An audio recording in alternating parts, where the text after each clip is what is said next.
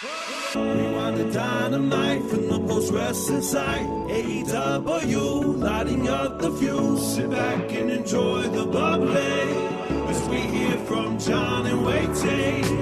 Where we're going, we don't need roads. And if the buck stops here, this thing might blow.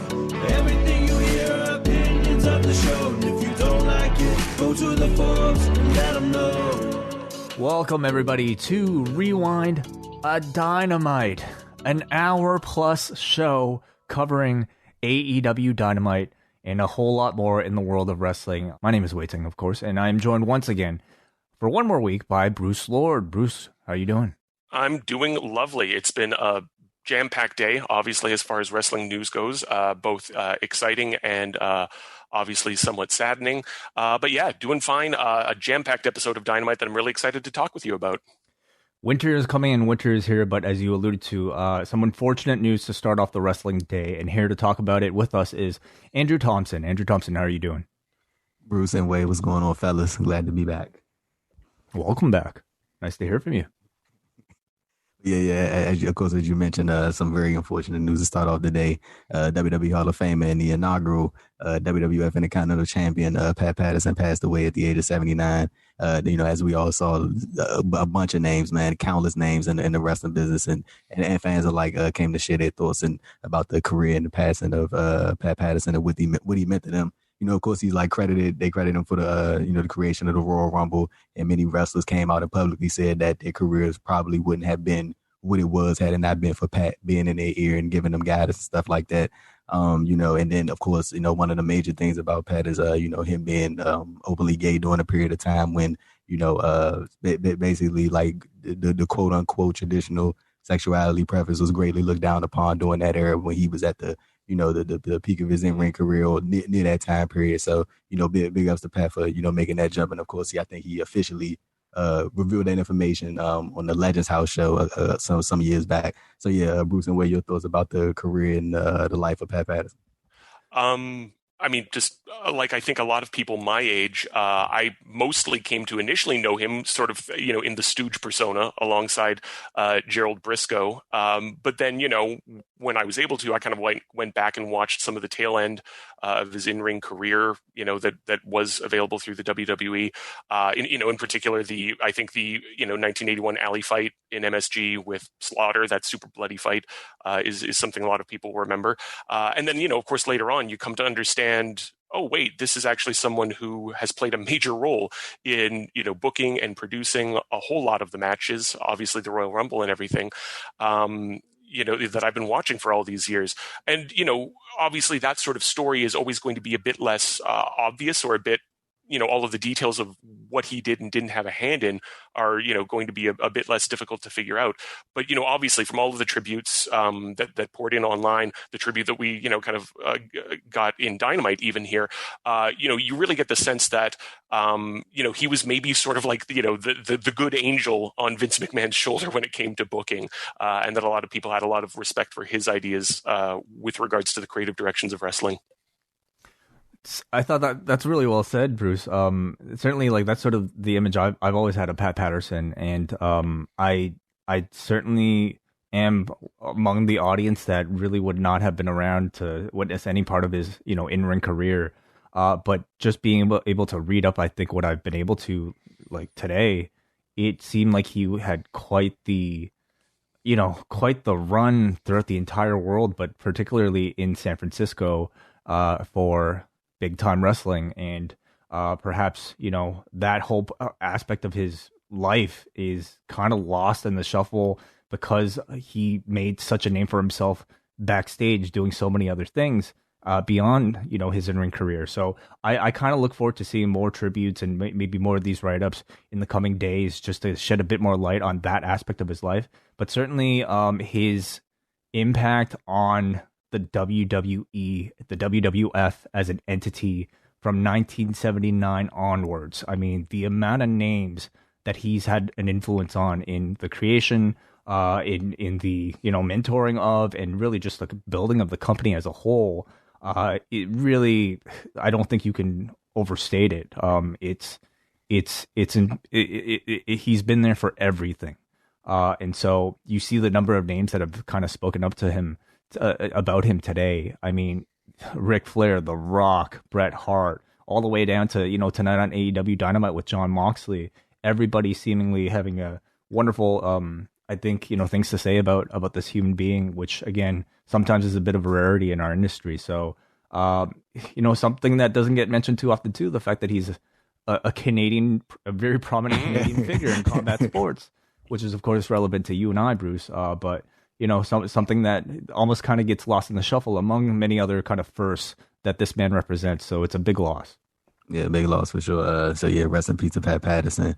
And kind of continuing on the WWE front, but more on a positive note. WWE revealed their newest performance center class that consisted of some very notable names. Man, we have Dezmond Xavier and Zachary Wentz of the Rascals, formerly of Impact Wrestling. Zayne joined. Jiro Ikeme from Wrestle One and All Japan joined.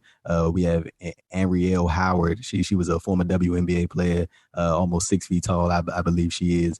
She got drafted by the Seattle Storm and played college ball at Mississippi State and Texas A&M. And then we also have Russ Taylor rounding out the class.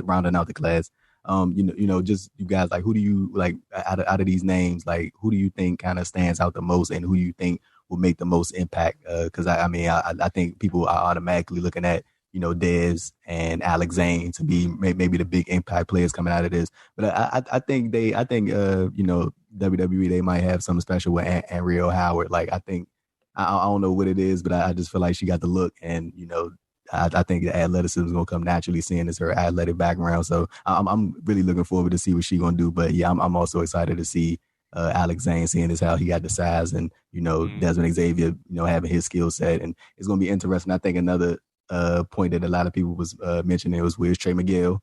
And just to throw it out there, Trey Miguel and Zach, they both did interviews on Tommy Dreamer's podcast, and Zach said, and then they both said the same thing. They both said that they were going to Florida, and Zach and Dez are in Orlando. So I'll leave that information up for everybody to dissect as far as what Trey is going to do. Interesting. Okay. Yeah. I certainly have a lot of high hopes for the Rascals. At least 2/3 of the Rascals showing up in NXT. Interesting that little tidbit you added at the end there. But I expect them to do really well in NXT. Beyond NXT, I think, is anybody's guess. That is the big question. I imagine they might be sticking together as a team. It seems like they've already obviously built quite the rapport and reputation for themselves. I think you at least start them off in NXT.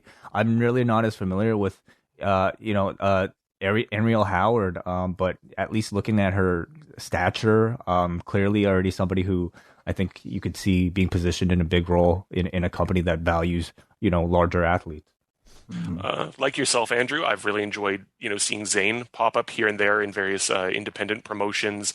He has a good amount of size, and I think he could definitely, certainly hang with, the upper tier talent at NXT. But yeah, like yourself, Way, I've kind of long punted on actually predicting main roster careers for anybody who's coming into these classes. I think if I'm looking at your post here correctly, Andrew, I know we already knew that he was coming in, but that Russ Taylor was also formally announced as part of this class as well.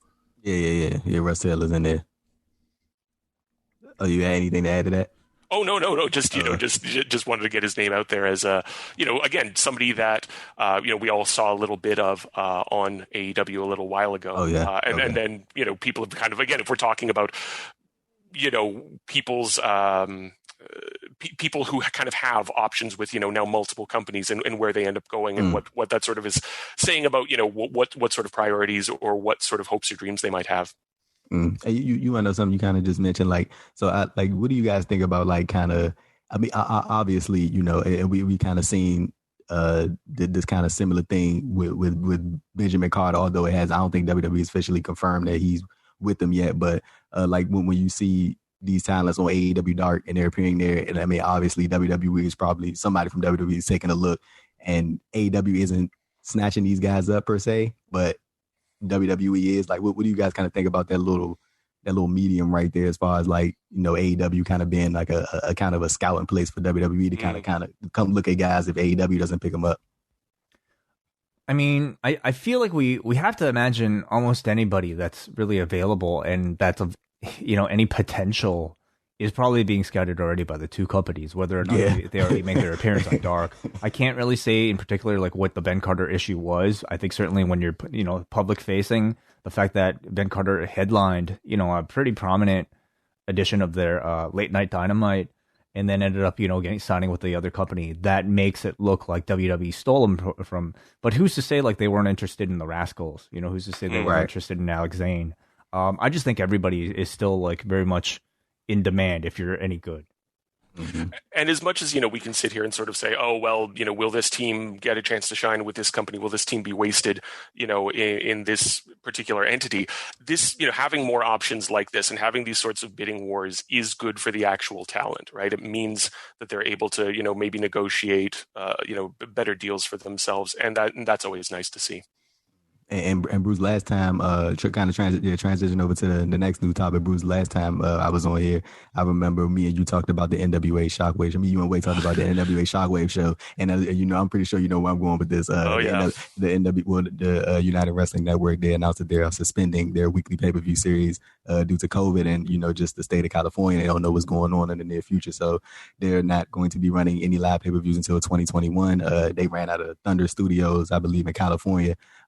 Just what do you make of this whole situation? And then seeing the Shockwave series, it was just tape matches that were held at Thunder Studios that have already aired on the United Wrestling Network's weekly series. Am I correct? And I didn't get a chance to, Yeah, no, all three of the matches that appeared on Shockwave appeared on the very first of the primetime live shows, which again, like I was saying last week, I was like, oh, yeah, the NWA is kind of down on their luck. Sure, fine, I'll gamble $25 or whatever it is on these shows. And yeah, there was a couple of okay matches in there, but, it was what it was. So I did feel like a bit of a sap sitting down last night, like, oh, half an hour to watch this Shockwave thing, sure. And just having this sense of deja vu the whole way through.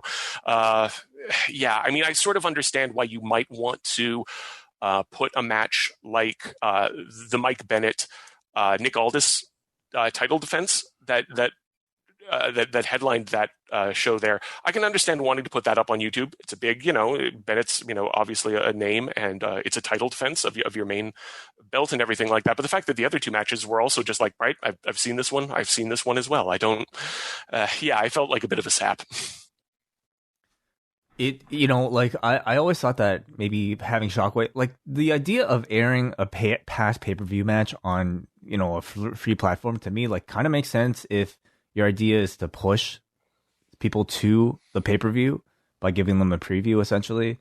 But I have to imagine the plan wasn't always to suspend, operations while on the same week debuting your free product. So this little bit of synergy, I wonder how it's going to work if the lockdown continues.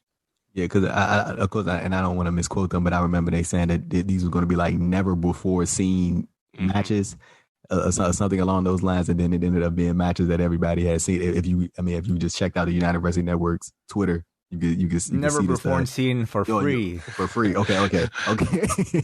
On this platform, on YouTube, yeah. Right. But I mean, it's going to be interesting to see how they kind of bounce back from this thing, because I mean, there's no telling when there might be a vaccine for COVID-19, or when it will be like even 90% safe to completely run at the capacity that it once was again. So it's going to be interesting for the NWA and for the United Wrestling Network. And lastly here, man, like it's so much wrestling going on, man. It's so many big things happening, of course, that you guys are going to dive into on Dynamite. Sting's big debut, man, and of course the AEW World Title change that happened on Dynamite. But a pay-per-view that's actually coming up in about 2 weeks. And it kind of seems like there's not really like that much buzz behind it. And it's kind of weird, man, considering that this is their biggest pay-per-view of their calendar year, that being Ring of Honor's Final Battle that's happening on December 18th. And of course, like I mentioned, this is always billed as Ring of Honor's biggest pay-per-view of the year. And they've already announced Jay Briscoe versus EC3 and Brody King challenging Roosh for the ROH World Title. Roosh hasn't wrestled for Ring of Honor since February when he captured the title in a three-way. Just like knowing how much attention is like just on professional wrestling right now, and like just kind of like the lack of it that's on Ring of Honor, I think is the right way to phrase it. Like are you guys kind of like interested in what they got going. Like I'm interested in the in-ring portion, but I mean, as far as like the hype for it, it doesn't feel like a, like something I'm like, oh, I got to make sure I got to see this. I can't miss this. I can't really say it's there for me. I mean, it's sort of a bit of an island right now. What's going on in ROH? I heard a lot of great things about the Pure Title tournament. Checked out some of it myself. I can't really say that it's kind of springboarded any sort of long-term sustained interest for me though. But I mean, if it's a show that's a big show that's like, happening one time every few months, I definitely will at least have some interest in it, especially if there are any big surprises, big announcements, or great matches. Like great matches at this point, I think will always like pique interest. Yeah, I mean, as somebody who watched the entirety of the Pure tournament and really, really enjoyed it, there wasn't, I don't know what it was, but there wasn't really any sort of hook or tie-in on those episodes focusing in on that tournament, at least for me, to kind of keep up with it once that tournament had concluded.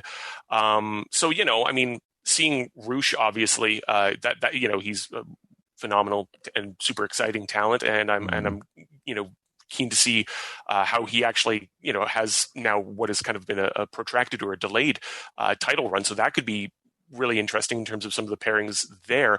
But yeah, besides that, whether it's just due to some of the talent involved, or I feel terrible saying this because the fact that ROH acted in, to my mind, a super responsible way, right? Really shutting things down for a lengthy period of time, not laying people off, continuing to pay their, staff and everything. Like that's so commendable. That's a really rare and difficult thing in this industry during the whole lockdown, and they deserve a lot of credits and plaudits for that. And it's a horrible thing to say, but has that come at the cost of them just kind of succumbing to inertia and just not really having any momentum or interest behind them right now? And that sucks. That's not fair and that's not right, but it might be the problem that they're facing. Yeah. So would you guys say that that as far as the hype for Final Battle, and like I agree with you, Bruce, I think the Pure Title tournament was great. Like that was just a slew of just like great in-ring action right there, and I enjoyed the most of what I've seen of it. But like, do you guys think that the media coverage could have been better as far as like wrestling media, as far as like the hype for Final Battle? Do you think Ring of Honor could have done a better job promotional wise as far as like really hyping this thing up, like opposed to the, and I'm pretty sure they are hyping it up internally and, publicly from what I've seen. But like, do you guys think that their promotion has been like something that has really garnered your attention, or it's just like, oh, they have a pay-per-view on the 18th? It's hard for me to think about like what they could have possibly done to elicit more interest beyond, getting bigger names or, man, honestly, I don't know if they could do anything beyond getting bigger names, to join the tournament or bigger surprises. I feel like a lot of the wrestling landscape is already like having a difficult time. I mean, getting people to pay attention to the established companies, at times. So, to me, it's like people have their kind of like set routine of watching an AEW every single week, maybe an NXT, maybe occasionally Raw and SmackDown, maybe occasionally the New Japan Pro Wrestling, and then there's everything below that, and Ring of Honor right now exists in that space. Impact exists in that space. This NWA might exist in that space. MLW might exist in that space. So it's like, it's really for me difficult to imagine like, beyond like the big surprise, like how somebody like an ROH can garner that extra bit of attention. That's not even touching on the fact that Triple Mania is in what is that, like 4 days or 5 days or something like that? Apparently we can watch it on Facebook for free, so I might be doing that if I have the time. Man, Bruce, I'm telling you, like if you would have never said like a post, I'm pretty sure I probably would have came up on it in a news cycle, but like that completely slipped my mind until you just said something about it. Goodness gracious, that is this weekend, man. But yeah, that's gonna wrap it up for the news segment this week, fellas.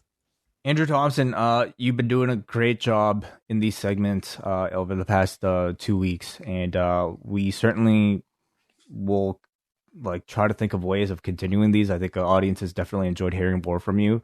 So if they want to continue to read your work and maybe see your interviews and experience the full Andrew Thompson __ life, how can they do that? They can follow me on Twitter at Andrew Thompson. I say Andrew too, AD Thompson __. You check me out on YouTube at Andrew Thompson Interviews. You check out all my written work over at the Post Wrestling site. Very, very busy man. A ton of articles out there just today on a very busy news day. So great work, Andrew. We'll hopefully hear from you very soon. No doubt. All right, peace, Wayne, Bruce. Good talking to you, Andrew. Okay, Bruce. Before we continue, just a bit of an update on the schedule.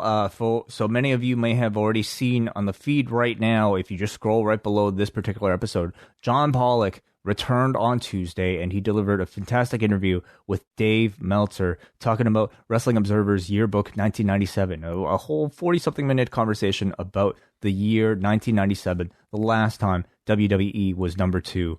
And just to be able to hear, these two speak together, to me was a real treat, and I think much of the audience agrees. So you can listen to that right now for free on the feed. Up next, our friends will have a show right now, probably on their feed. You can also watch them now at twitch.tv/upnextpodcast. They will be live on Sunday for their TakeOver War Games watch along and post show. So it's a big weekend for those guys. Check out their Patreon at patreon.com/upnext.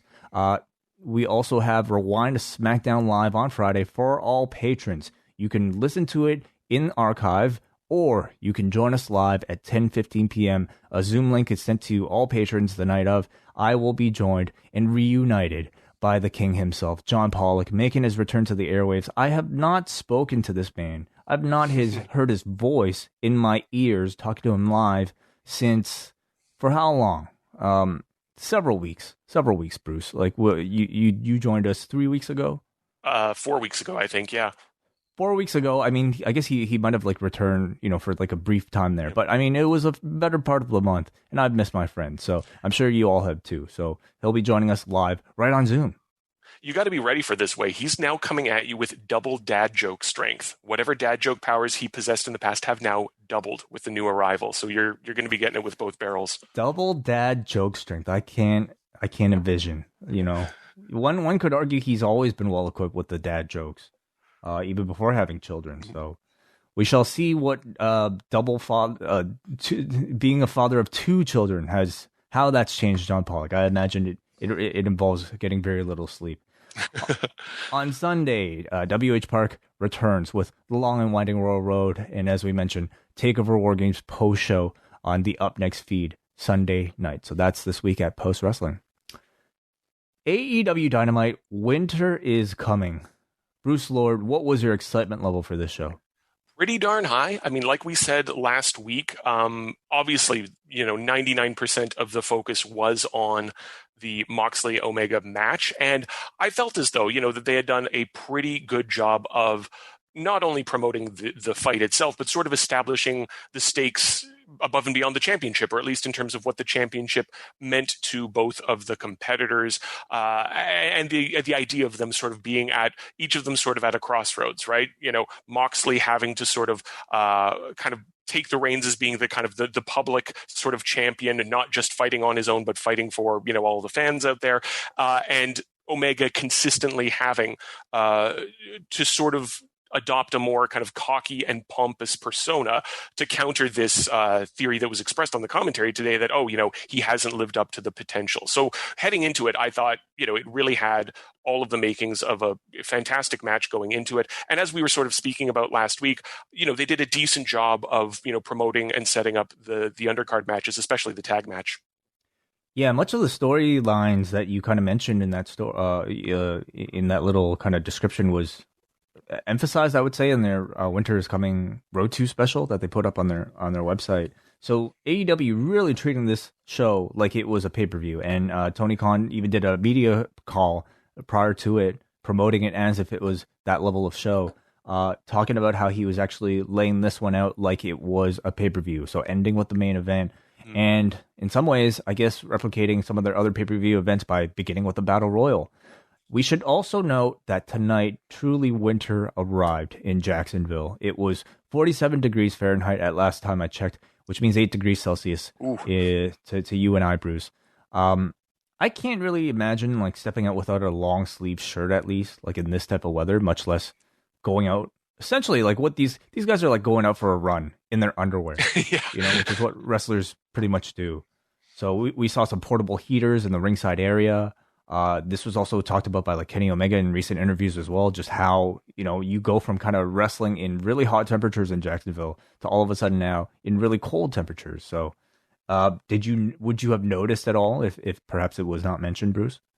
I don't know that I would have in terms of the performance of anyone. I mean, I imagine that has to be murder on your breathing and your cardio and everything. The odd time when, you do take a jog, outside when it is snowing or whatever it is, it's not fun.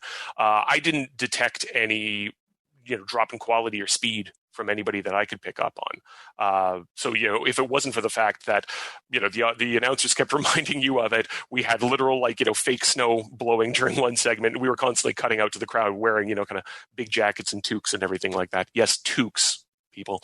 I don't think it really ended up affecting the in-ring product in any way. The show was also featuring a title sponsor in State Farm. So, promoting the show again, very much like a pay-per-view, at least attracting the attention of one notable advertiser. So we start off with the Diamond Battle Royal, and to remind everybody, the final 2 wrestlers go on to compete for the Dynamite Diamond ring next week. So it's not a single person, staying here to win. It is the final 2. So with this being a Battle Royal, of course, Jim Ross making several references to his friend Pat Patterson, creator of the Royal Rumble, throughout the match. I kind of tuned in a little bit late, so if I missed anything off the first couple minutes, please remind me. But I tuned in when Adam Page made an elimination as the Dark Order started to celebrate with him. Was there anything prior to that? Let me see. I mean, the one thing that was kind of interesting from a visual standpoint was that everybody started out outside of the ring. The show starts with everybody standing just at ringside, divided on the the heel and face sides that they've established with the other wrestlers who are in the crowd, and then jumping in to begin the actual match. We had an insert promo from MJF talking about, going for the repeat, obviously, and then, kind of cementing, Sammy and Wardlow were in there with him and sort of, pointing towards the fact that, having 3 Inner Circle members in here, was going to really push things and establish that.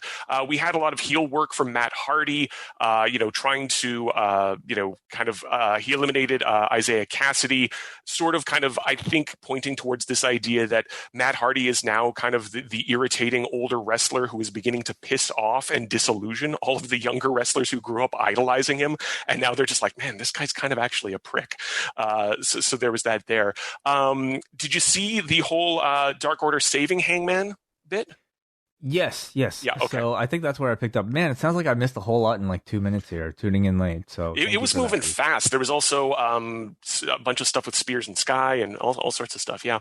Yeah. So Sean Spears is eliminated by Scorpio Sky. So ringside, Tully gives Spears the slug. He attacks Sky from the outside, which ends up causing Sky's elimination. We have Matt Hardy and Mark Quinn causing John Silver's elimination.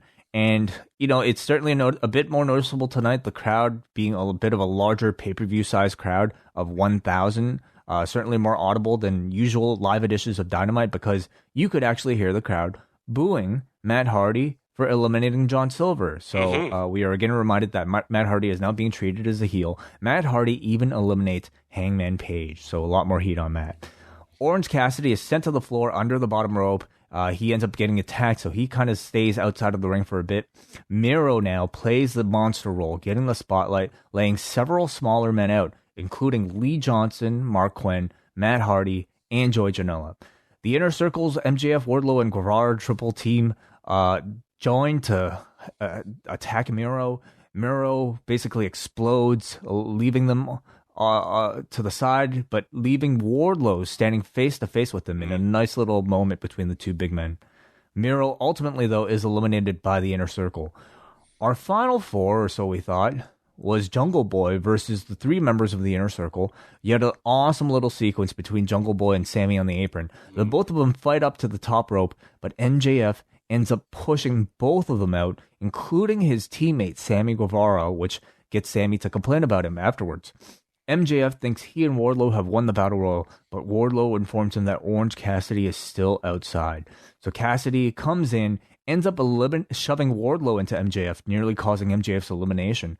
Orange punches both men with orange punches, and Orange Cassidy eliminates Wardlow, leaving Orange Cassidy versus MJF next week for the Diamond Ring.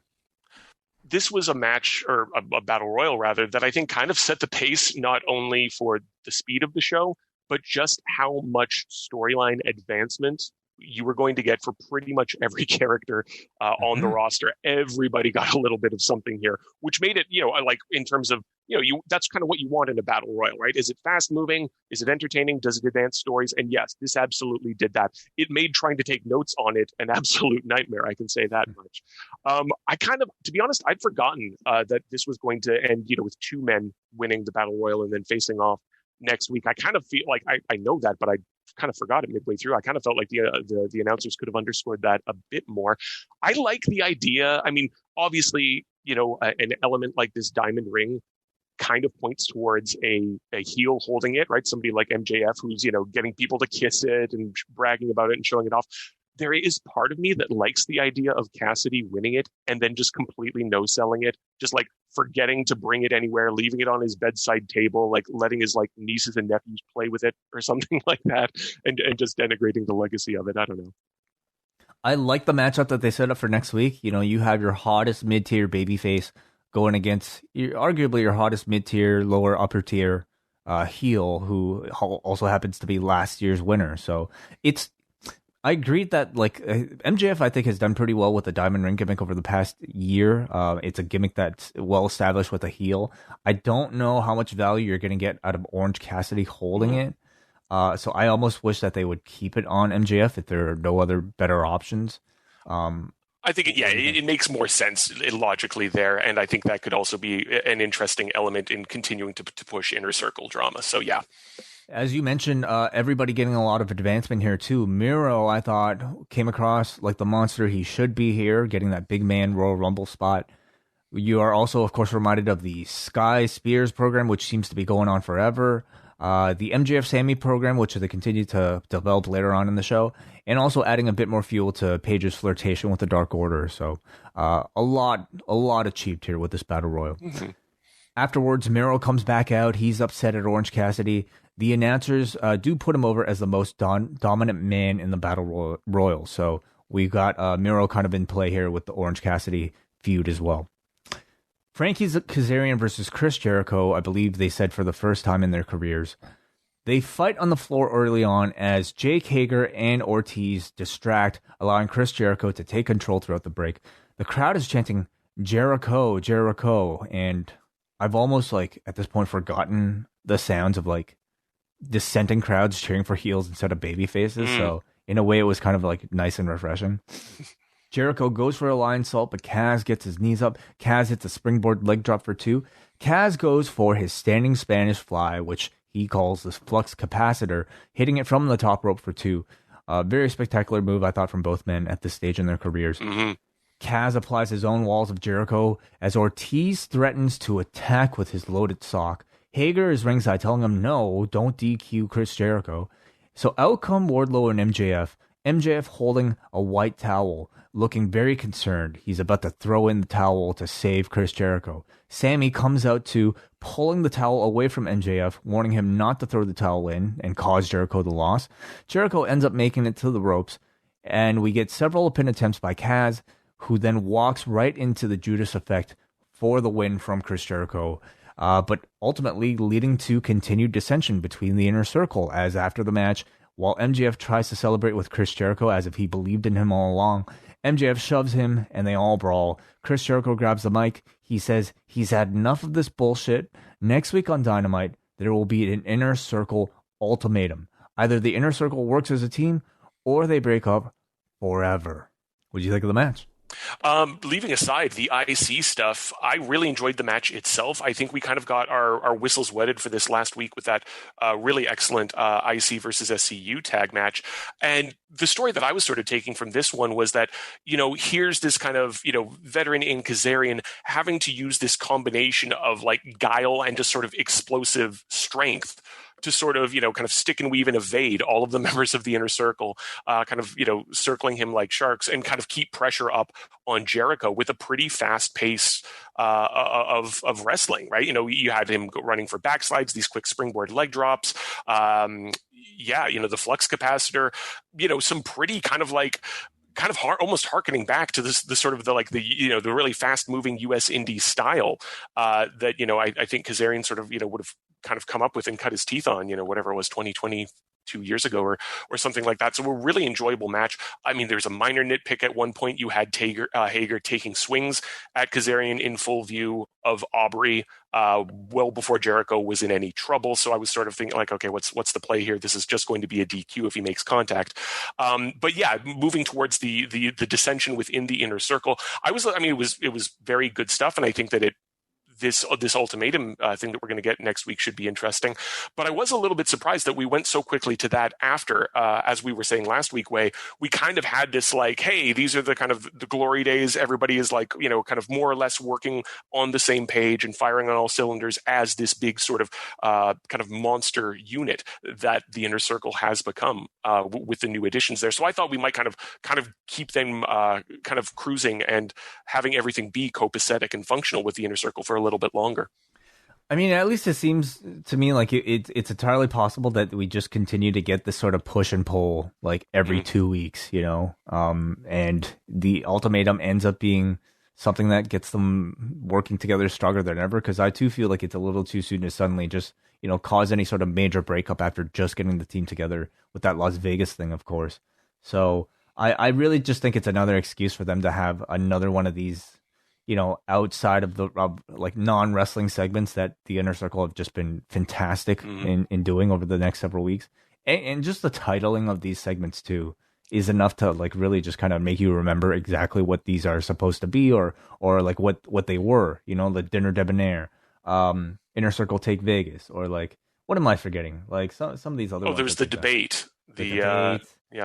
Yeah, and this week... the town hall. I think they called it a town hall, but yeah. Town hall, sure. And the next week, it's going to be the Inner Circle Ultimatum. So I look forward to seeing what they're doing.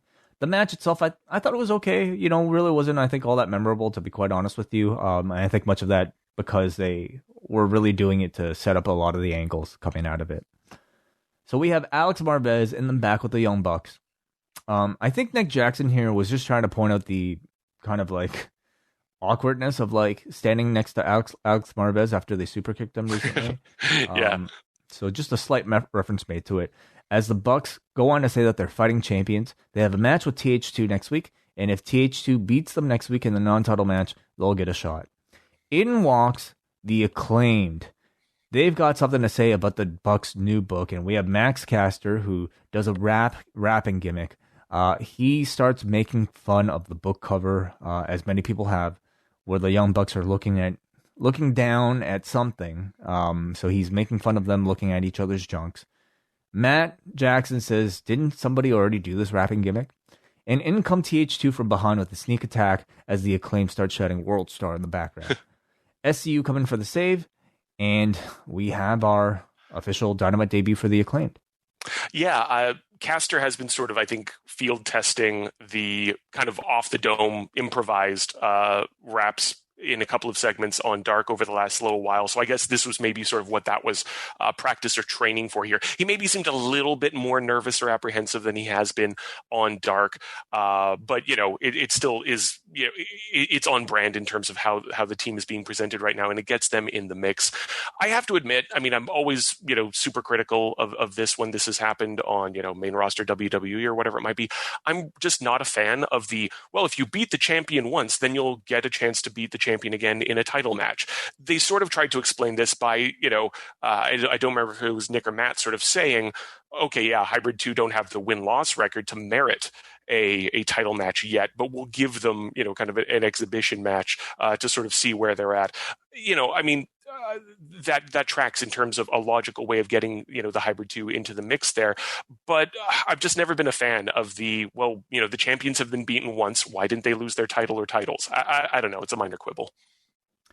It seems to be a way to just add some stakes to a non-title match, that they have to do for TV just to maybe perhaps fill time. So it's, I don't have as much of an issue with it as long as I think you get to a finish in a creative way, perhaps. There are some instances where like challengers are so hot that you just want to see them get title shots without having to go through the the thing that they've really set up with these rankings, which can work against them sometimes. Is TH2 that type of team? Not exactly sure. But nonetheless, they seem to be giving a bit more spotlight for the two of them next week. But I also look forward to seeing more of the Acclaimed. It seemed like they were hinting at some sort of like team up between the Acclaimed working with TH2 to create this sort of sneak attack. So more from those two in the future. Britt Baker versus legit Layla Hirsch is up next. Baker in a little promo says, outsiders like Thunder Rosa don't belong in the AEW women's division. She said, tonight winter is coming, and so is Layla's one-way ticket back to Russia. Early on, Layla controls Baker on the ground. Baker gets out of a cross arm breaker by apparently reaching in and grabbing at one of Layla's teeth. Didn't really see it myself, but the announcers were pointing it out. She controls throughout the commercial. Hirsch delivers a suicide dive as Britt pulls Reba in the way to save herself. Back in, Hirsch hits a knee and another cross arm breaker. Baker transitions into the lockjaw, but Hirsch reverses again back into the armbar. Reba distracts, allowing Baker to regain control. She hits her twisting neck breaker and then the lockjaw, no glove this time, giving Britt Baker the victory. And immediately as the bell sounds, Thunder Rosa comes into attack as Hirsch suplexes Reba, and again, the agents pull them all apart. And we now had enough people in the crowd to get the Jerry chant going for Jerry Lynn as well. Right. Yeah, I thought this was a pretty, it's a tune-up, warm-up match for Baker, right, to kind of get her back into this feud with Rosa. I mean, I think it's been a month and a half, 2 months since Baker's had an actual match on Dynamite here. I think the fact that you sort of had each of them playing for their respective submissions made for a nice through line for the match, right? That was sort of, the question was whether each of them would be able to kind of get the other in a position to be able to throw on the armbar or throw on the mandible claw or sorry, I can't remember Britt's name for it there. Lockjaw. The lockjaw, thank you. So, I think even though, I don't know that, we'll be seeing a huge amount of Hirsch on Dynamite in the short term, the match did a good job of setting up her armbar, as a legitimate threat, a legitimate finisher there. Also, I don't know if you noticed this way, but there was a outside the ring spot where Britt went for a sling blade and she basically couldn't jump because if she had jumped, she wouldn't have been able to execute the move on someone as short as Hirsch is in comparison to her. So it was a very oddly executed sling blade. Interesting defense for the sling blade. Be short.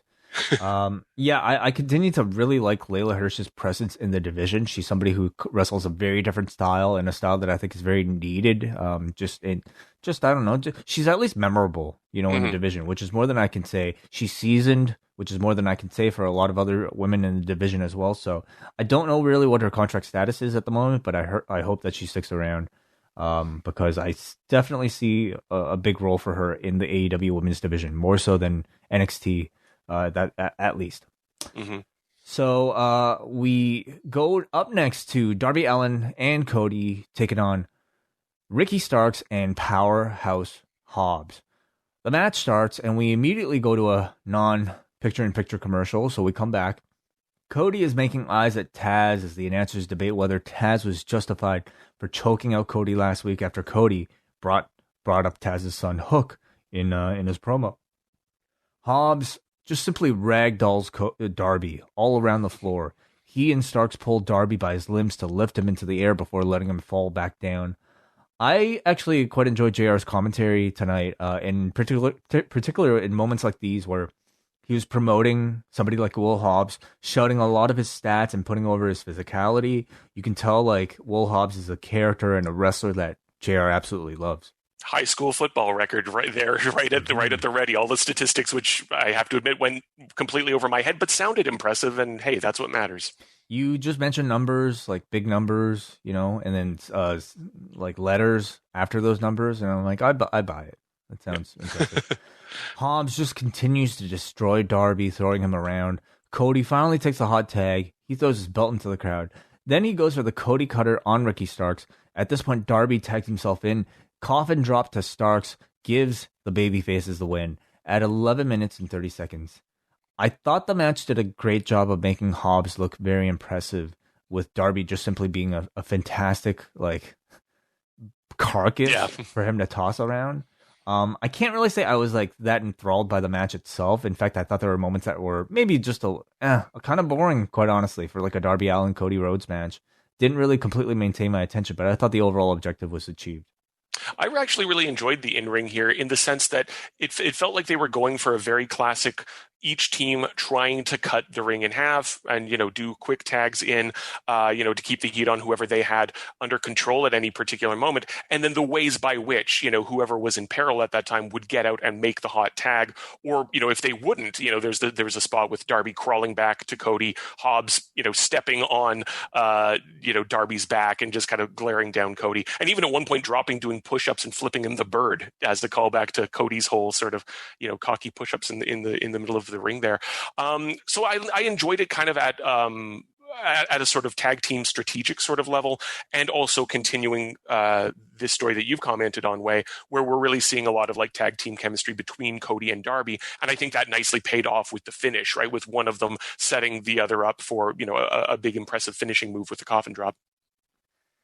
The talk of this match, however, will be everything that comes afterwards, because we have Powerhouse Hobbs continuing to attack Darby, which makes Arn want to come in. He's actually getting physical. He's trying to attack Hobbs, pulling him off of Darby Allin, and then they lay Arn out. Dustin comes in. Brian Cage comes in. The heels and Team Taz end up standing tall, and as Hobbs is about to attack Cody with the FTW title, the lights go out. A video depicting winter storms in nature appears, and it's the man called Sting. Sting appears in AEW. The announcers promote that it has been 18 years since Sting has appeared on TNT. He's, at least like from the lighting, or at least like from the way it appeared, he's got now slightly more grayish hair than he has in the past.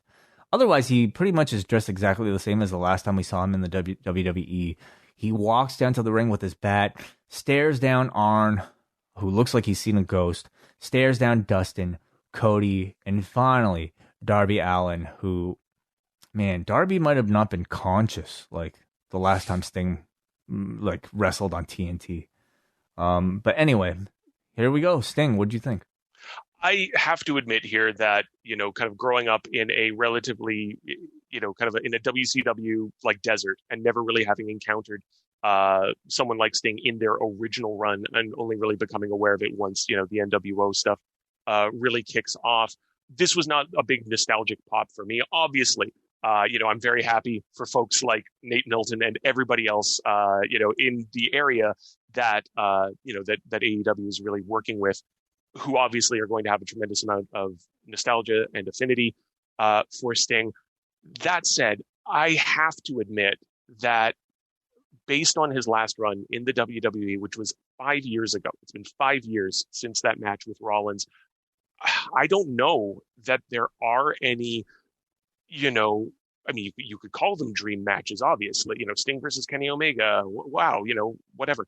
You could call them dream matches, but I just don't know how he could be expected to deliver on any of those, on those promises or on those dream sort of match scenarios, given, the sort of the physical state of Sting that we saw in that last WWE run, with those matches with Triple H and Rollins getting injured off of the buckle bomb there. I mean, we just spent all this time sort of talking about, did the Undertaker's very, very, very, very, very long goodbye perhaps tarnish his legacy in some sort of way? Sting is 5 years older than the Undertaker is. His career started 2 years earlier than the Undertaker's did. Obviously, he's in better shape than Taker has been for the last little while, but still, I hate to be a wet blanket on this, but I just, Sting in ring in 2020 or 2021 just is not a draw for me. I would be a lot less optimistic about all this if Sting was coming out here and like in the main event slot, after Kenny wins, like Sting comes out here and challenges Kenny Omega for a championship match. This is not that, and I think part of my optimism is because AEW has shown to me that they know how to effectively use their legends without overshadowing their current generation nor exposing the limitations of the people past their physical prime. At most, if Sting is going to do anything in ring, I can see him being in a tag situation with Darby Allin. I too have my concerns that, the man might bite off more than he can chew, but I have confidence that like Tony Khan will recognize those limitations and won't put him in a one-on-one match in the main event, for instance. It seems at least like he's, from this segment, associated himself both with with the Nightmare family, but perhaps even more so in Darby Allin. And I really like the pairing of these two. First of all, you have two generations of face painters. Okay. So anytime you have two people who use the same type of face paint, it's like natural, to put them together. And of course, Sting perhaps acting as a new mentor for Darby Allin, the guy who sits up in the rafters like he used to do. So this was probably in the works for several weeks. Darby now finally has a friend to sit with him up there. So that's a great thing. But I also have to say, like, this was like I would say one of the rare instances of like AEW resorting to sort of like the classic, WWE bringing a nostalgic act without anybody knowing type of thing. And from what I've seen, like Fightful actually, on Fightful Select reported that from what the talents they've spoken to, a lot of them were not aware at all that Sting was here, and that they were as surprised as anybody watching the show that he was present. So they did a great job, I would say, of keeping this thing a secret, because I didn't see any buzz for it, any sort of like inclination online that Sting was going to be anywhere near AEW tonight.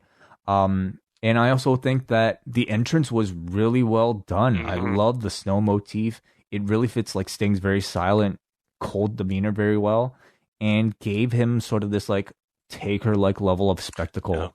Yeah, definitely. I was kind of getting like, kind of Norwegian, black metal sort of vibes off of the beginning of it there. So yeah, the actual presentation of it, I thought, was really good. And yeah, I certainly, didn't see any buzz or anything about it. I think Tony Khan tweeted out 2 or 3 minutes before Sting came out, sort of you're going to want to change the channel, or you're going to want to see this, winter is here, something to that effect. But yeah, no, if we're talking about Sting in a limited role as a kind of, senpai to Darby or something like that, sure, that could be interesting. So if this version of Sting is winter, then that means when summer arrives, we're going to get Surfer Sting. We have to. Oh, Surf's Up. Oh, boy. Surf's Classic. Up. Classic. Bash at the Beach. Are you kidding me? Yes. There we go. Oh, what do they call it? What is it? They're calling it this year. Beach Break. Surfer Sting, please. And the announcers, of course, inform us that Sting has actually signed a multi-year contract with AEW. So plenty of time for all the incarnations of Sting. Joker Sting, Surfer Sting. Bring it all back, please. Next week, we've got a pretty full lineup that they've already announced here mid-show. We got the Bucks taking on TH2, Orange Cassidy versus MJF, the Inner Circle Ultimatum, Dustin Rhodes versus 10 of the Dark Order, FTR making their return, taking on the Varsity Blondes, which are Griff Garrison and Brian Pillman Jr. Abaddon will be in action, Lance Archer and the Lucha Bros taking on Kingston, Butcher, and the Blade, and Sting will speak. So, a full show already promoted a week ahead. We see Alex Marvez speaking in the back with Hikaru Shida. Hikaru Shida is asked about Abaddon, and she acts as if she's not afraid of her. She says, Abaddon is just a girl doing cosplay. I do cosplay sometimes. We hear some rattling in the background as Hikaru Shida looks shaken. And then she pulls a Sid Vicious by asking to redo the promo again. And Marvez tells her, we're live, pal. So she leaves. What did you think of the segment? I was thinking as it was happening, I was like, wow, this, the bacon number on Sheeta and Sid Vicious now being, 0 is very strange. Not two names I ever would have thought in connection with one another. This is, this kind of speaks to the damned if you do, damned if you don't, or paradox that we were talking about last week, with on the one hand wanting more character development from Hikaru Shida as the AEW Women's Champion, right? Wanting to get a sense of what her matches and what her defenses and what the title means to her at an individual level, and what these fights with individual competitors mean to her, to her in particular. And that's great. Like, I want to see more of that. But as we were sort of hinting at last week, you do sort of are entering into a tricky kind of walking a thin tightrope when you have have, an ostensible, proud fighting champion babyface being spooked by, things that go bump in the night, somebody doing zombie cosplay or whatever it might be, right? The fact that you had Sheeta sort of like, shirking out of the way, to go and hide under the bed or whatever because she heard a loud noise. I mean, yeah, it gives the match a hook, obviously, but does it, paint Sheeta into, vulnerable or cowering of a light to take her seriously afterwards? If she does, presumably defeat Abaddon here, maybe it gives her enough, maybe that gives her some tension, something to fight against, right? I have to overcome my fears and face this person. She's just, a woman wearing makeup and that's it, but in the short term, I'm not really sure how to feel about this presentation of Sheeta.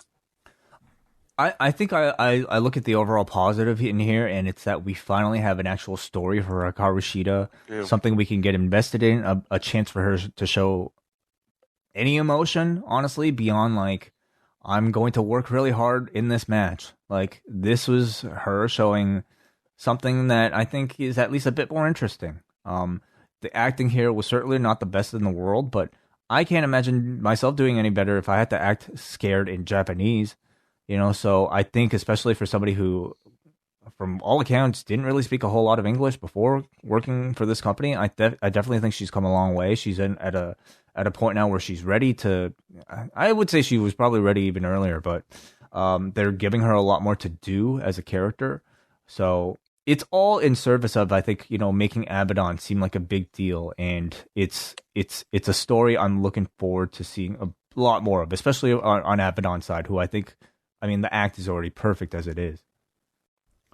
So we up next have Jon Moxley talking to us. He says, 2 years ago, AEW was just an idea. He took his hand and bitch slapped the entire industry in the mouth.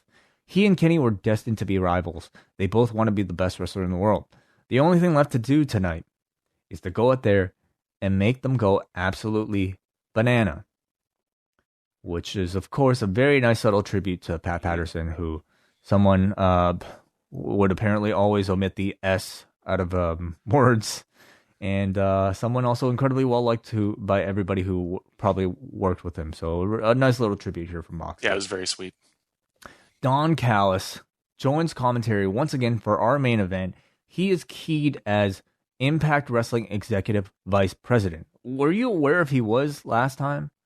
They said they had him. I mean, they certainly introduced him as Impact's Don Callis. I can't remember if it just said Don Callis or if it had the Impact credit on the Chiron when they had him on last time. But they weren't shying away from it. No, at all. There were so many references. Once again, AEW seems to be open for business. There was a lot of references to all sorts of other matches, other companies, people's work in other places other than AEW, which again I think is something that the audience that I think AEW is shooting for appreciates, right? Respects the fact that most of us know who Don Callis is, and if we don't, we should be informed as to the fact that this guy is a big deal at one of the other wrestling companies. I think the idea that they would key him as, Impact Wrestling Executive Vice President, to me wasn't really any sort of surprise. Like, they make mention of, New Japan Pro Wrestling all the time when discussing, like, they were talking about Okada here, winning the G1 IWGP Championship and all that. So, like, talking about outside promotions is nothing new for AEW. I don't know how many of us would have expected how far they would go with the outside promotion by the end of this match. So, Callis is here again by request of Kenny Omega. He's essentially like Kenny Omega's personal commentator. And he's really just kind of here to give Kenny Omega facts, which he does a great job at. But he's not exactly playing heel at all. It's not like he's cheering against, Jon Moxley. He is just somebody who knows a lot about Kenny Omega and is only speaking up really when Kenny is sort of like on the offensive. So we have our main event, Jon Moxley versus Kenny Omega for the AEW Championship. It is the biggest match AEW has ever presented on live TV. Kenny Omega has held the title 16 times, 11 straight wins, 33 wins, which is more than anybody on the roster. He has launched a new supplement line, and he was raised 1,760 miles northwest of North Carolina. And it was really cute because, like, the audience here, even 1,000 of them, they could be heard faintly yelling along to North Carolina. So that thing is as over right now as you would expect. The match itself starts exactly at 9:30 p.m. Eastern, and earlier in the day, Tony Khan announced that TNT, or earlier in the week, I should say, Tony Khan announced that TNT will be going with the match past the 10 o'clock hour. And whether or not that was true, simply saying that it's possible really helps somebody suspend their disbelief. Yeah, I mean, you and I spent 5 minutes last week talking about the question of where this match would be placed in the card, and how that would or would not indicate to us what might be happening in the match there. It's things like that. I mean, I really try to not, when I'm talking about the positives of AEW, compare it, to the WWE or whatnot. It's really nice to just know that those things are being taken into consideration and are being addressed in storyline on camera, right? That there's a recognition that, yes, this is a very big, important match. We've arranged for time to go long. If need be, it can go the whole 60 minutes. That's a possibility. That sort of care that goes into what is, definitely the biggest TV match they've ever had. And it's a title match. It should mean something. It should matter. You compare that to the fact that, you were saying off the top, the discussion that John and Dave Meltzer were having, both of them sort of acknowledging, right, it doesn't really matter to anyone within the WWE, the fans, the wrestlers, the bookers, whether someone like Kevin Owens has lost 2 clean matches in a row to mid-card talents before being shoved into the main event program with Roman Reigns the next week. That's not the way things work there. The fact that so much time went into thinking about the pacing and placement of this match just really helped me with it. Just made me feel like I wasn't being treated like an idiot. There's a lot of brawling to start outside of the ring for our first segment. We come back from a commercial break. Kenny Omega starts targeting Jon Moxley's knee, drop kicking it as it's grapevine the rope, locking on a knee bar. Mox counters the "you can't escape" with several suplexes here, first hitting him with a couple Germans, then hitting him with a wrist clutch exploder, then an X-plex for 2, a lot of suplexes for Moxley. During another commercial break, he locks Kenny in the crossface, continuing to target Kenny's head and neck. Back from commercial, Kenny finally hits the Terminator dive. He jumps back in with the springboard as Mox intercepts him with a kick to the gut and a paradigm shift, although it's non-elevated. Instead of going for the cover, Mox goes to the floor, grabs a pair of steel chairs, comes back to the ring, and threatens to break the gentleman's agreement by setting up both chairs, inviting Kenny to sit down with him. He's not going to attack him with the chairs. He simply wants Kenny to sit down and tells Kenny, "Hit me." So the two of them are seated face to face, and they just start slapping and punching each other while the both of them are seated like they are about to, eat a meal. Kenny gets up, hits a V-trigger, Snapdragon, more V-triggers, and then a final attempt at a V-trigger is countered by Moxley's King Kong Lariat. Moxley hits Kenny with the lifting paradigm shift this time. Kenny kicks out at 2, rolling out of the ring. Mox goes for a suicide dive, and Omega counters with the V-trigger in midair right into Jon Moxley's face, sending him crashing to the floor. It looked really accurate and really painful. Yeah. More V-triggers in the ring as Kenny hits the Tiger Driver 98 for a 2 count. Kenny goes for the One-Winged Angel. As Moxley escapes, he tries to hit his bully choke. Kenny then counters a charging Moxley with an Okada-like jumping dropkick. He then does the Rainmaker pose. Ooh. And then attempts a ripcord V-trigger with the wrist clutch before Moxley escapes. Omega hits Kreutz Wrath. Then Omega goes up top but loses balance. Moxley follows him to the outside and delivers a paradigm shift to Kenny onto the concrete, right into a set of heaters propped up ringside. The referee calls for the doctor to check on Kenny, with 4 minutes left in the broadcast. At this point, Don Callis leaves the desk to check on his friend Kenny Omega. The announcers also put Don over as sort of somebody who's grown up with Kenny, as sort of like an uncle to him. So Moxley then pulls the referees aside and pulls medical away, bringing Kenny back into the ring, where he continues the ground and pound. Don, at this point, is still lurking ringside. He has a microphone that he's struggling to use to get the ref's attention. Mox ultimately decks Don ringside, leaving the microphone lying ringside. Kenny Omega grabs it, and with the referee distracted, Kenny hits Mox with the microphone, busting Jon Moxley open. We get 4 more V-triggers from Kenny, and then the One-Winged Angel for the 1, 2, and 3. We have a brand new AEW champion in Kenny Omega, a match that took about 28 minutes, ending the broadcast conveniently at 9:58 p.m. Look at that. They didn't even need to go into overtime. What did you think of the match itself? I have mixed feelings about the finish, I suppose. It's kind of backwards to start there. It's obviously the ending of this was heavily booked with all sorts of things spinning out of it. If we're talking about that as the end of a pay-per-view title match, maybe it's a bit disappointing. But as the end of a TV match, that is meant to lead you on to something else, I do think it makes a lot of sense. The actual match itself, I really, really liked.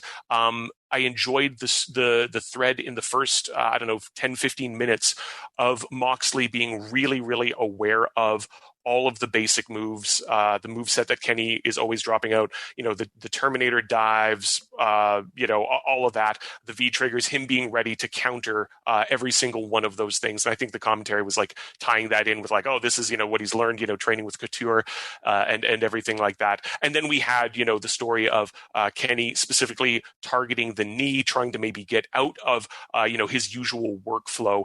And then that sort of, I thought, nicely played into the finish, right? The fact that, maybe Kenny is thinking, right, he has, he's already sort of been able to struggle out of the one-winged angel. I need this extra something. I need to kind of get Don in here and win by heinous sorts of means. The actual, kind of had a classic, long form Omega Okada sort of build, right, in which it sort of starts slow, with a lot of, kind of brawling and whatnot, and not really building to that intense speed. But once we got to the last 10 minutes of this, I thought this was just really, really snapping and firing on all cylinders. Just some great counters, reversals, and really fast sequences happening in the last little bit. So yeah, ultimately, very happy with the match.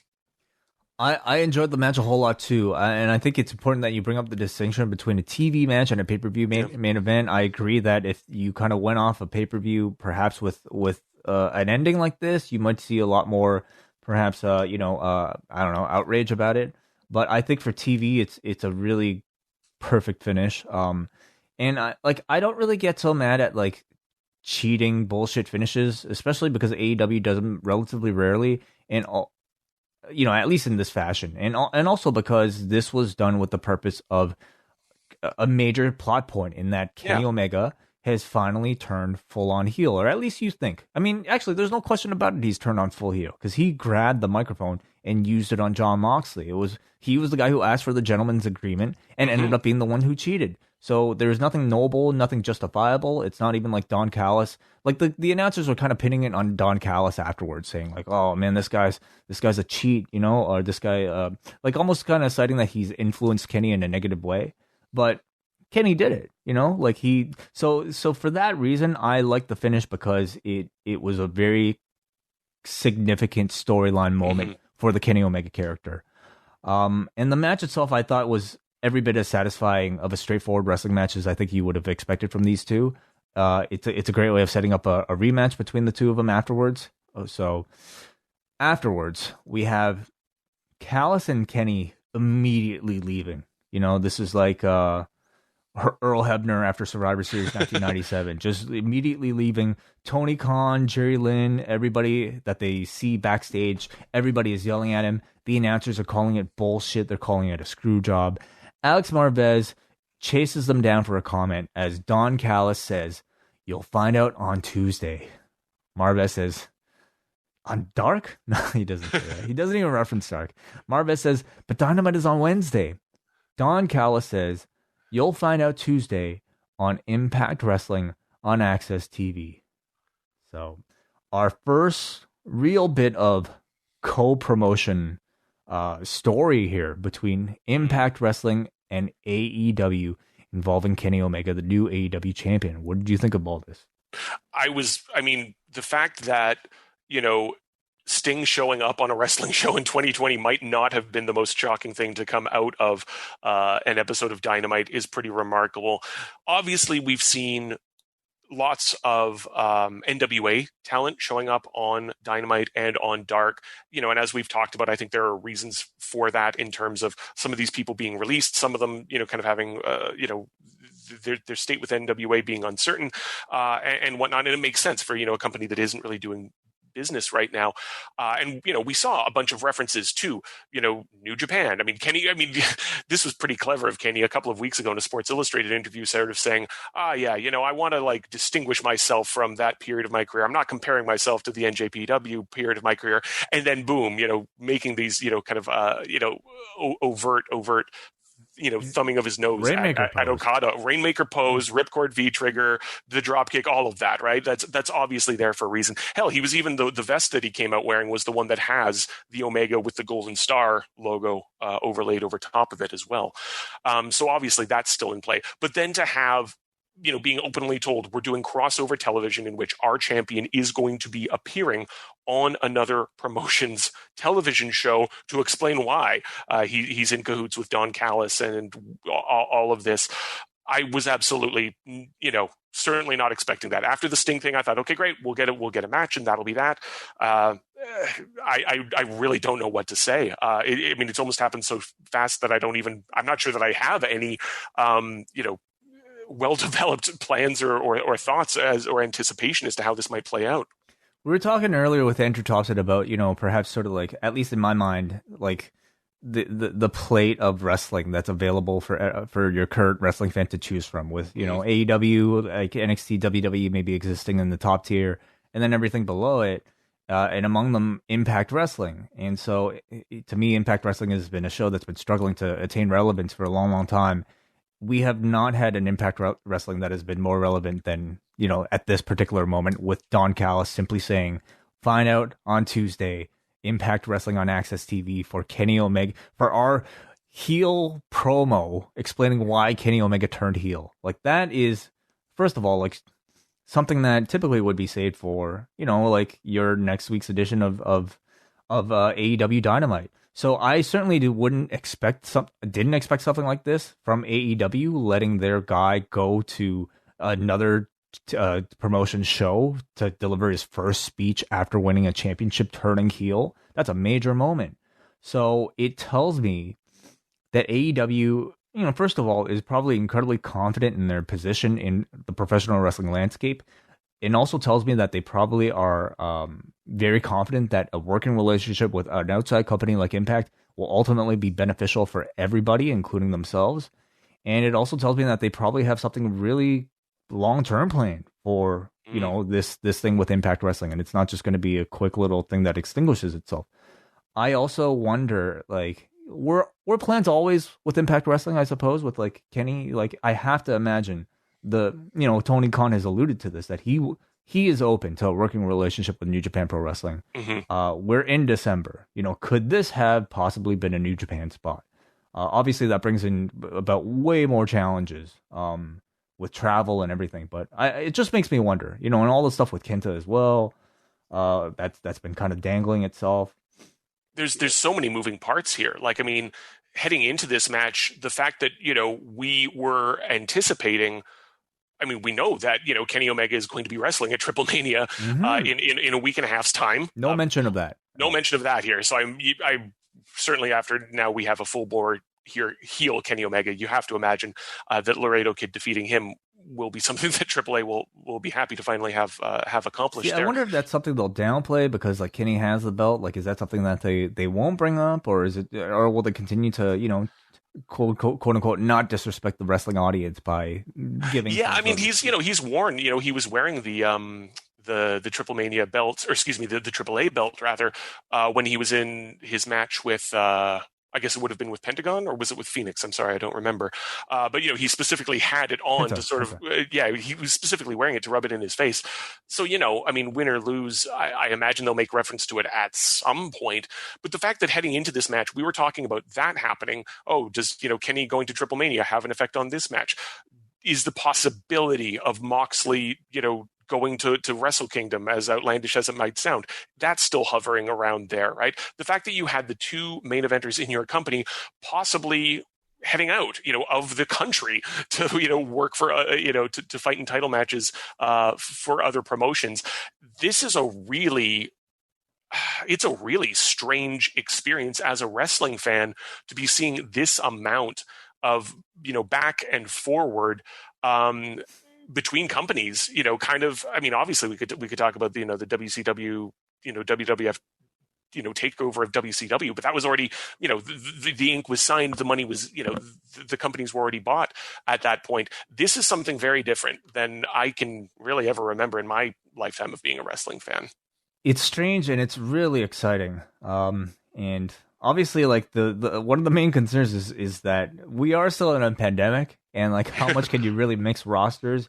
Hopefully, everybody has taken the right amount of precautions to keep everybody safe. I hope like AEW is putting that kind of first and foremost, before bringing in a bunch of other people into mixing your rosters. But you're absolutely right. Like laying all that out on the table, we have the potential of several promotions in the future in 2021 working with one another.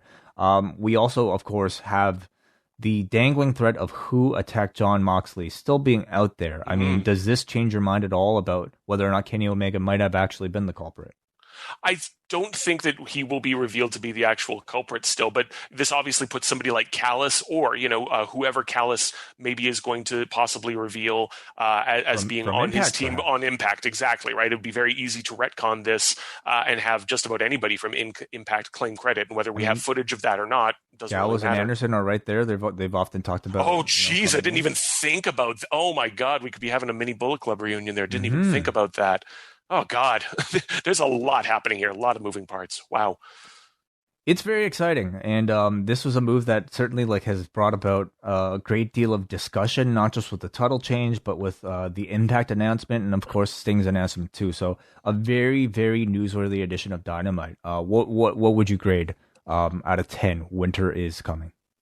Oh, boy. I mean, you kind of have to brush everything away to even get to the in-ring, but I thought the in-ring in this was really pretty good as well. I think I might have been a bit higher on a couple of the matches than you might have been.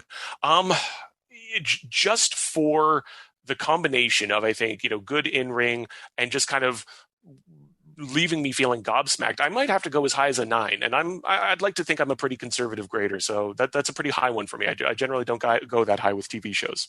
I think that's a very fair grade, especially if you're coming out of this with a great deal of excitement. Certainly on a storyline level, they really delivered major viewing time worthwhile by delivering a fantastic main event with a very controversial and interesting result. I'm going to go maybe 8 out of 10 for this one. It was a very good TV show.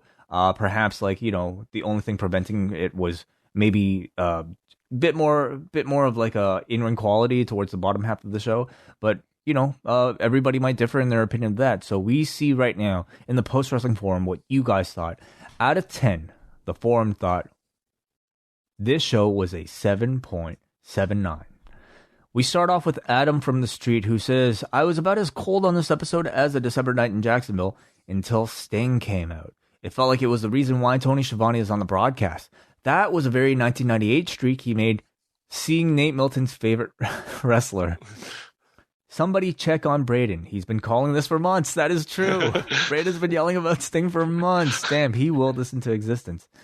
I was ready for Mox's reign to come to an end. While his builds and promos have been great, I don't think I've enjoyed any of his matches. Besides, I now enjoy the way Justin Roberts is North Carolina much more than the amount of N's he adds to anybody named Jan. The chairs in the main event had some Brett Vince WrestleMania vibes to it. Do you guys feel like Britt Baker is the 2020 Rusev Day and that they should have pulled the trigger a while back and given her the belt? Because she's definitely not as over as she once was. She was injured during the summer. I don't know if she's so much the Rusev Day, even with the belt, without the right amount of opponents and development on the other side of the coin, I don't know how much Britt Baker would have been great. I also think there's a lot more room for her to build that act and grow that act before taken on a title role. What do you think? I think the time away has helped with her developing the character. Obviously, the more comedic stuff with Tony, and then the more aggressive stuff with her getting it, mixing it up with Rosa and whatnot, with Rebel in her corner there. So I think the character side of Britt has really been developed pretty nicely here. And again, it sort of seemed like they were kind of like wanting to sort of kind of blend or kind of ease her back in. And I don't know if that was for injury reasons or not. The fact that we don't need to relitigate the whole thing here, but the fact that we sort of have this, there's the NWA women's title scene and the AEW women's title scene. I think that sort of split or division that we're seeing right now gives her more than enough room to shine still. We go up next to MJ. Who says, so will this be one of the most talked about nights of pro wrestling since when? Yeah, got to agree with that. I thought this was a masterclass in producing wrestling TV. This was billed as a big night on TNT and built that way. The Sting reveal genuinely popped me. Ideally, he'll put over Darby for the TNT title and have a proper safe final match on the network that he was really an icon. The high of the Sting reveal was fresh for the entrances of the main event, and it was smart not to squeeze another match in. At home, I was pumped in knowing that the main event was still to come and let it really build that big fight feel. And it was a great match regardless of the fucked finish. Really highlighted for me how magical Kenny and Okada were, because even Kenny's great matches with others don't hit that level. Fair enough. But still good, very good, and emphasis on the picture-in-picture made it feel important on free TV. Final angle will be polarizing, but I feel that the announcers played so incredibly dumb about what might be happening, kind of left me feeling, wait, aren't they really good? They aren't really going to do this, are they? Well, nobody was hitting me over the head. In that sense, it let the angle be what it was and not make me hate it. So I'm in for this car ride Tuesday. Yeah, the fact that it sort of left with this incredibly chaotic feel, with everybody just sort of being flustered, and you and I 2 odd hours after it's ended here, still sort of kind of feeling a bit shell-shocked from it, says something about what they were able to pull off. I'm really curious to know what, I don't know if Impact ratings are even really get announced, because I never see Access really get mentioned at all. I don't think they even make it onto the list. There's whatever it is, the top 100 or 200 shows. And if I recall correctly, Impact doesn't even crack that list. I think much of the conversation coming out of this show beyond what was on Dynamite is, do I get access on my cable channels? I don't know if a lot of people are even aware, but I believe it's also on Twitch. Correct? I think so, yeah. If it's not on Twitch, I'm, going to be having to resort to nefarious means, I think, because, we don't get access. There's going to be so much interest. I'm certainly curious to know, first, I'm curious to know how much of the 2 hours of Impact are actually going to be devoted to this. I imagine most of it will be part of the pre-taped batch of shows that they've already done. And you might just get maybe a final segment with Callis and Kenny somewhere talking. So, in that sense, how many people will be sticking around for the whole show? Whatever's taped there had better be good, or at least they better be cherry picking, good stuff, because they're going to have more eyes on this than they've had in years. So hopefully there's some good stuff there to put their best foot forward. All right, we got an Andrew from Cape Breton who says, despite the build-up to the show, I thought it was lackluster. Everything in the first hour was all over the place. All three matches had some sort of post-match brawl, so it seemed everything was repetitive. They wanted to do a pay-per-view-like feel, but the first half was pretty rough. Of course, that's not what really matters. Sting came in and not only did this, but he did that as well. Great reference. It's an interesting name and definitely a great get for maybe casual fans who watch TNT. I'm also interested in what they're going to do with Omega and Impact Wrestling going forward. Impact is probably going to lose a lot of talent coming up, and hooking up with AEW is a great get for them. I'm not sure how this benefits AEW, though. I guess some of the extra AEW dark talent could work Impact maybe. The final match was pretty good, and the wrestling wasn't too bad at the start, just poorly presented. I wish the referees weren't presented as complete idiots. 6 out of 10. Yeah, do you think we get a crossover beyond Kenny Omega from other AEW talent? I have to feel that they'd be doing something, whether it's sending some of the folks who've been featured on Dark, or bringing folks from Impact over to appear on Dark. If it is just a one and done, or if he is just a one hook who's over there, theoretically that could be enough. But then I think you maybe sort of almost run the risk of people sort of saying, oh, I'll just I'll YouTube the Kenny segment on Wednesday morning or something like that, right? If you do get a more sustained crossover and integration of talent, then there is something to actually get the regular Dynamite viewer, at least a portion of them, to maybe be checking things out on Tuesdays. Over to Booyank557. Sting's entrance was really cool with the lighting of the snow. Anyone else think Ricky Stark's shoulder was up right in front of the ref? I didn't see that. Good main event. Let's see where everything brings us. Raphael from North Liberty says, the Dark Order helping Hangman, Sting on TNT, and Kenny as champ makes this a 10 out of 10. AEW continues to draw me in and make me feel rewarded for being a supporter. Can't wait to watch the AEW Impact story play out. Mm-hmm. Andy from London says, after a really good build and much anticipation, I thought that tonight delivered a very entertaining wrestling show. Sting's arrival felt very special, but the biggest talking point of the show will be those last 5 minutes. Callis' screw job and Omega promised for Impact has me intrigued, but also has me very, very nervous. AEW have built up enough credit in the bank for me to let this play out, but I also have an awful feeling about this. Yeah, again, I think he's right that they have, they've built up a rep with us. But, these sorts of crossovers could kind of blow up in their face. It's possible. I'm going to have to be a bit more selective, everybody. We have a lot of feedback for this particular show. So I'm going to go to Jesse Monreal, who says, I never liked Sting, but clearly many do. So I'm glad they enjoyed this moment. But please tell me they're not going to put a 61-year-old Steve Borden in a match. They're not going to do that, right? I usually enjoy Dynamite, but I thought this episode was pretty disappointing, to be honest. That metal slug gimmick for Spears is profoundly stupid. It's as thick as a razor blade. How is that going to do anything? The same way, I guess, I don't know, sticking your fingers down somebody's throat is supposed to paralyze them. Have you seen an Irish whip before? Come on. It is a very old school gimmick, admittedly. Yeah. Okay. Would you like to go next? Sure. Mark P says, awesome second hour. Obviously, the Omega Callis closing angle is what many will be talking about. I'm assuming this isn't leading to an Impact AEW cross-promotional war angle. That, let's face it, wouldn't benefit AEW as much at all. Yeah, definitely. Personally, I'm hoping that's something that we'll see Kenny going to Impact, AAA, where he's scheduled to trip for Triple Mania, and who knows, maybe New Japan representing the AEW Championship. I'm willing to continue to put my trust in AEW, as do many others. They haven't given me a reason not to. I'm in for the ride. Yeah, I think that seems to be a common theme cropping up in these, right? This idea that they've built up some credibility and, a lot of people willing to give them some rope to see how it goes. Scrum from Pro Wrestling Tees says, hey. Bang, bang. What's up, gentlemen? Admittedly, this is my first time watching a full episode of Dynamite since I last attended a year ago. That surprises me, Scrub, actually. But okay, he says this was also the first time that I could recall 12 different people at the shop all watching the show on their phones and tablets. Oh, so maybe that's why he hasn't been watching. He's working. Fair enough. I thought the whole show was fun, and my only real complaint being the WWE finish with Dawn getting too involved in 2 back-to-back beatdowns with Britt Rosa and the scuffle after the Cody tag match.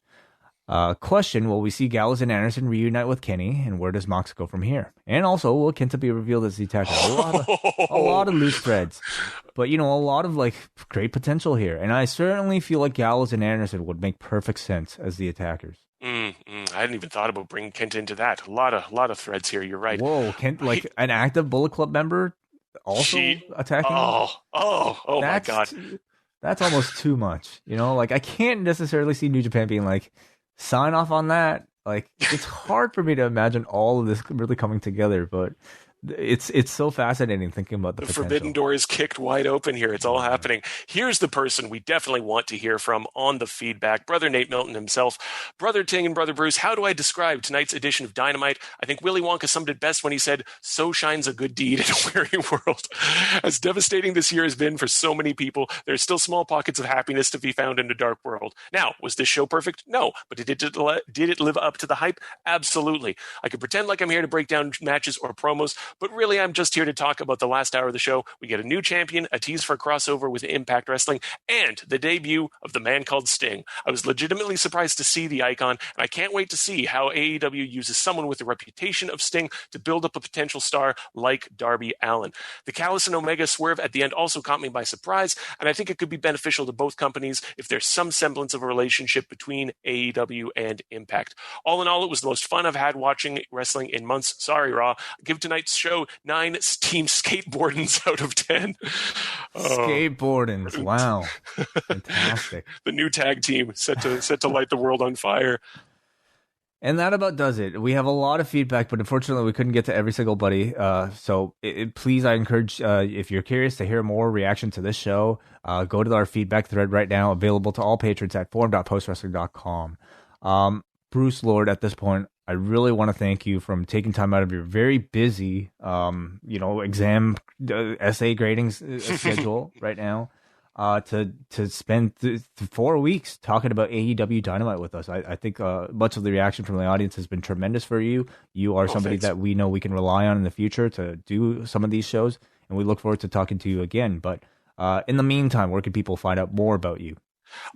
Like I've been saying over the past few weeks, I'm technically on Twitter at Contrasoma, Contrasoma. Like I've been saying, I'm a very light follow. I don't do a whole hell of a lot over there. And again, once again, the main sort of entity that I work with is a music blog focusing on industrial and goth music that I run with my fellow wrestling fan, Alex Kennedy, at idieyoudied.com. We also run a tied-in podcast called We Have a Technical that can be found on all of your usual podcasting platforms as well. That's really all I have in terms of what I'm working on. But yeah, given that this will be my last little spot here moonlighting, I once again really want to extend a heartfelt thanks to both Way and Jon for letting me sit in. It's been an absolute blast. I know I've said this several times, but you guys have been such a big part, not only of my day-to-day routines, commutes and whatnot for all of these years, but also had such a hand in shaping how I think about and how I approach podcasting myself. So it's been an absolute treasure, an absolute delight, and I'm very happy to be able to, as a fan of post wrestling, to be able to hear Jon's thoughts on Dynamite once again, where this podcast will go back to being an F podcast instead of an F- podcast. Absolutely. Yes. Jon will be making his return on Friday. There's a lot to catch up with him about, including maybe, what I want? I want to talk to Jon on Friday and him having no idea about anything that's gone on over the past 2.5 weeks. Cause nothing would make me happier than to know that this man actually successfully managed to unplug from the wrestling world for a little bit. So, we shall see where he's at. Something tells me that he'll be completely caught up. But anyway, that'll be Friday, available for all patrons at the Post Wrestling Cafe, which is our Patreon. This is the beginning of the month. If you choose to sign up right now, this is the perfect time. We have a lot coming up this month. And a lot of our Christmas, year-end type of specials are going to be in the works too. We have our Xmas show coming up soon. We have our best of and worst of coming up in the next year or in the next month and in a little bit. We got Wrestle Kingdom coming up in January, so we're just gearing right ahead with the rest of the schedule. So, Bruce, I'm sure we'll hear more from you very soon, and the rest of everybody listening, I'll be talking to you Friday. Last word goes to you. Oh, to me? Oh, geez. Yeah.